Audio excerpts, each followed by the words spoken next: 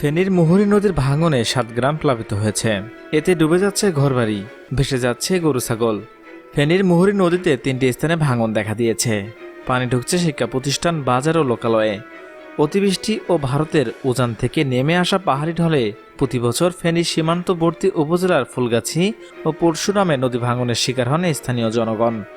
টেকসই বাঁধ নির্মাণ না হওয়ায় নষ্ট হয় ফসলের মাঠ, মাছের ঘের, রাস্তাঘাট, পুল, কালভার্ট সহ বসতঘর। এতে মানুষ অবর্ণীয় দুঃখ কষ্টের শিকার হন।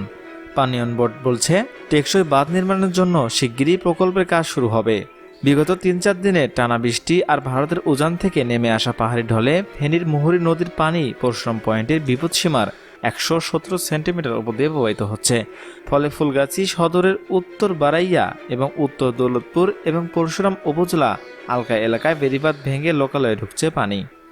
ফুলগাছি সদর ইউনিয়নের উত্তর বারাইয়া আর উত্তর দৌলতপুর গ্রামের বেড়িবাঁধ দুটি স্থানে ভাঙনে ৬ গ্রাম প্লাবিত হয়েছে। অপরদিকে পরশুরাম উপজেলায় আলকা নামক একটি স্থানের ভাঙনে একটি গ্রাম সহ মোট ৭টি গ্রাম প্লাবিত হয়েছে। এতে ৭টি গ্রামের ১৫,০০০ মানুষ পানিবন্দী হয়ে পড়েছেন।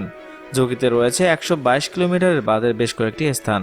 বন্যার কবলে পড়ার আতঙ্কে আছে বাঁধ পার্শ্ববর্তী এলাকার শত শত পরিবারের হাজার হাজার মানুষ।